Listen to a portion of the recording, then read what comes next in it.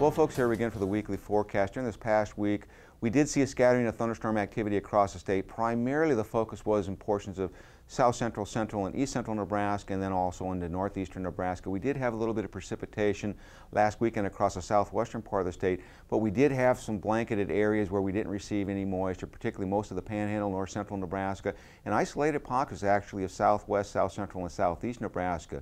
In between those, we did have some heavy precipitation, and of course some of that significant moisture fell in the Hastings-Grand Island area and also along the I-80 corridor up between York and up to Omaha. So we have seen precipitation, but the overall concern has been that we've seen a recent drying trend starting to materialize across western portions of the state, and the most recent drought monitor has included some abnormal dryness conditions developing in portions of the extreme western southwest part of the state, southern panhandle, portions of south central and southeast Nebraska. Now, if we continue this dry trend, particularly over the western part of the state, we would normally expect to see an expansion of that abnormally dry area to include a greater proportion of the southwest and southern panhandle. We're not talking about drought yet, but if this pattern continues into the foreseeable future, then we would have to seriously consider an upgrade to drought conditions, particularly in those areas that have been persistently dry for the past couple of weeks. Now, there is moisture in the forecast, primarily affecting more of eastern Nebraska than western Nebraska, but as with all of these systems, any southward and southwestward movement of these troughs that have been moving into the Great Lakes region, then we could see that thunderstorm activity persist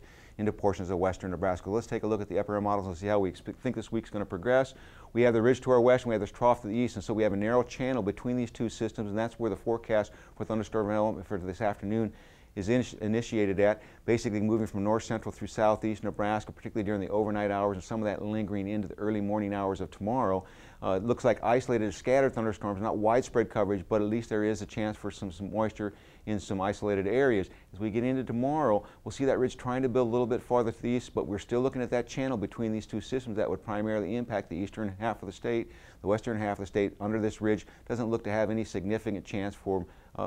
moisture in the form of thunderstorm activity. Now, as we go into Monday, we start to see a system coming in the Pacific Northwest, and that's going to move rapidly toward the Great Lakes region and bust down this ridge. So we do have some moisture in place, but we're not seeing much in the way of the models indicating any significant precipitation at the surface. Maybe an isolated thunderstorm in the far northwestern part of the state where we get into some of that monsoon flow moving in from the southern southwest up into the periphery of the top of this ridge. Now, as we get into Tuesday, the system rapidly moves across the Dakotas, so we are expecting some widespread severe weather in the Dakotas. Some of that may actually shift its way southward to include northeast and north central Nebraska, but for the most part, it looks like most of the scattered thunderstorm activity will remain to our north. As we get into the day Wednesday, that ridge moves over to the trough moves over the Great Lakes. The ridge starts to rebuild back in with heat, and we see that moisture channel around the periphery of that ridge, putting most of eastern Nebraska once again in the chance for scattered thunderstorm activity, and that will continue on to the day on Thursday as we see that ridge pretty much stagnant, and we'll see the systems basically moving around the top of that ridge, initiating thunderstorm activity,